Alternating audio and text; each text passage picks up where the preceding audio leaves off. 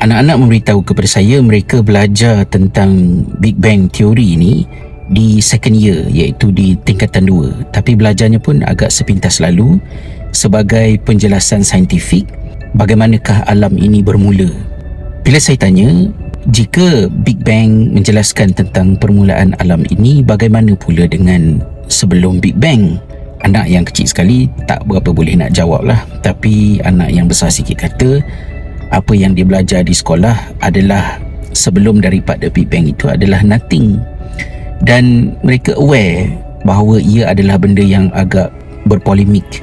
Kerana jika sebelum Big Bang itu adalah nothing, bagaimana something boleh lahir daripada nothing? Saya pun tak boleh nak formularizekan pertanyaan dan juga polemik itu dalam bentuk matematik ataupun fizik. Tapi fahamlah tentang hal tersebut. Cuma yang saya tanya, adakah anak-anak ni aware dengan perkembangan yang berlaku sekarang, terutamanya dengan maklumat-maklumat berbentuk imej yang dihantar oleh James Webb Space Telescope dalam setahun mutakhir ini. Dan anak yang besar sikit ni aware lah benda tu jadi mencabar kerana imej-imej galaksi yang dihantar oleh teleskop berkenaan menunjukkan yang galaksi itu tak sepadan bentuknya yang matang dengan usianya yang hanya beberapa ratus juta tahun selepas daripada Big Bang. Dia macam memberikan indikasi bahawa galaksi itu tak mungkin semudah itu untuk rupanya macam tu. Ada possibility untuk galaksi itu dah terbentuk sebelum daripada Big Bang lagi. Saya pun tak boleh nak mengulas dengan lebih mendalam kerana saya tidak berpengetahuan. How I wish I continued belajar sains masa kat sekolah dulu, terutamanya dalam fizik dan advanced matematik lah kan, supaya saya boleh appreciate benda tu. Apa yang pastinya ialah jika manusia masih lagi berada di dalam mood menolak pencipta, menolak Tuhan sebagai yang mengadakan segala-galanya di alam ini, zaman ini adalah zaman yang makin rumit untuk mereka. Untuk diri saya pula, saya rasa ada perkembangan unik yang saya rasa di dalam diri kerana 20 tahun yang lalu, 30 tahun yang lalu, apabila saya belajar beberapa perkara sebagai maklumat agama, saya tidak boleh nak make sense benda tu dengan panca indera, maka saya kategorikan dia di dalam perkara-perkara ghaibiyat.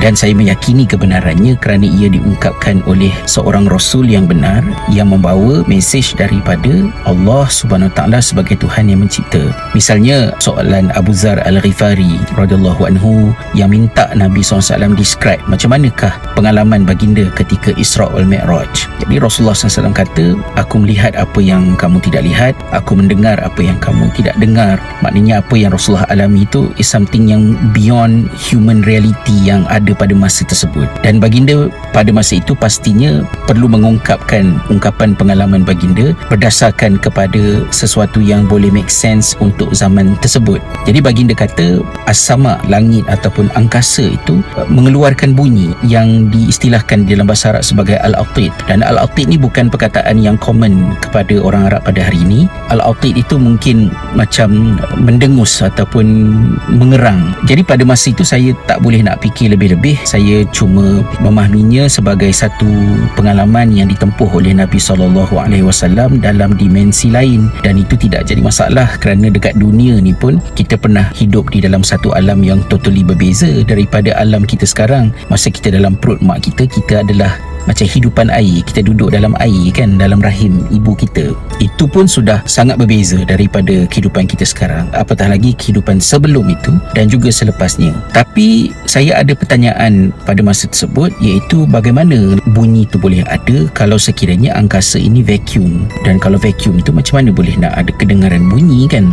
Dan saya tak follow perkembangan ilmu pengetahuan saya sangat layman tentang hal-hal angkasa ni, sehinggalah bila Al-Isra wal Mi'raj sebelum Ramadan hari itu saya banyak revisit balik maklumat-maklumat terdahulu dan saya cross check, barulah terjumpa dengan benda-benda yang kita tak boleh ada akses sebelum ini. Astronaut ada merakamkan bunyi-bunyi bukan sahaja daripada James Webb Space Telescope yang very recent, tapi even lebih kurang dalam 10 tahun yang lepas pun dah ada bunyi-bunyi di angkasa yang mereka dengar dan mereka merakamnya. Dan bila saya dengar rakaman-rakaman tersebut, Saya tidaklah kata jadi inilah bunyi yang Nabi SAW dengar.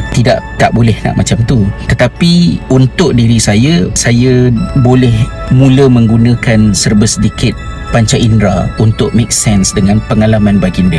Apatah lagi uniknya kerana kalau maklumat itu adalah maklumat agama, Rasulullah SAW kata langit itu berbuat bunyi itu ada sebabnya, iaitu tidak ada satu bahagian di mana pun di angkasa sebesar 4 jari. Saya tak tahu macam Rasulullah SAW letakkan tangan macam tu ke ataupun bagaimana, kerana kita tahu kalau macam orang naik kapal terbang pun di sebelah malam bila dia tak nampak ufuk, tak nampak apa-apa, totally gelap, kita tak boleh make sense kita berada dekat mana kan. So kita macam kena relatifkan posisi kita dengan sesuatu. Jadi Rasulullah SAW cuma describe, kata tidak ada satu kawasan pun yang sebesar 4 jari, melainkan di situ ada malaikat yang sujud kepada Allah dan memuji Allah. Basically apa yang saya faham, bunyi-bunyi yang Rasulullah dengar dalam perjalanan Mi'raj ke Sidratul Muntaha itu adalah bunyi-bunyi yang terhasil daripada puji-pujian yang dilakukan oleh para malaikat kepada Allah Subhanahu wa Ta'ala. Jadi perkembangan zaman sekarang ini, maklumat-maklumat yang beyond human knowledge, very advanced dalam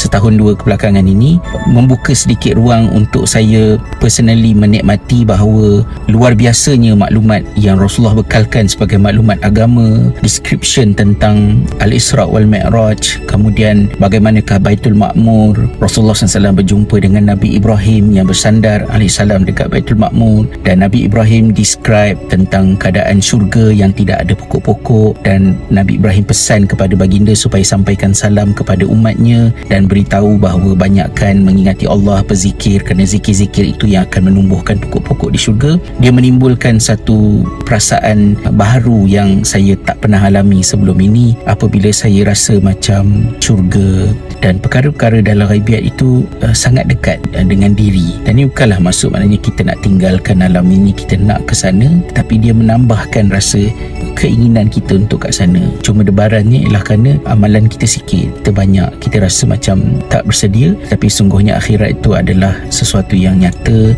Cuma pesanan saya kepada anak-anak ialah janganlah sia-siakan kerana perkembangan sains yang sedang berlaku di zaman korang sekarang ni. Ambillah tahu something yang generasi sebelum ini tidak ada peluang untuk menikmatinya, sehingga banyak benda kita mempercayainya sebagai semata-mata maklumat agama, perkara ghaibiat, tapi hari ini ada rezeki teknologi untuk membolehkan kita appreciate daripada sudut yang lebih luas. Hopefully iman kita lebih kuat di zaman yang lebih mencabar ini. Wallahualam.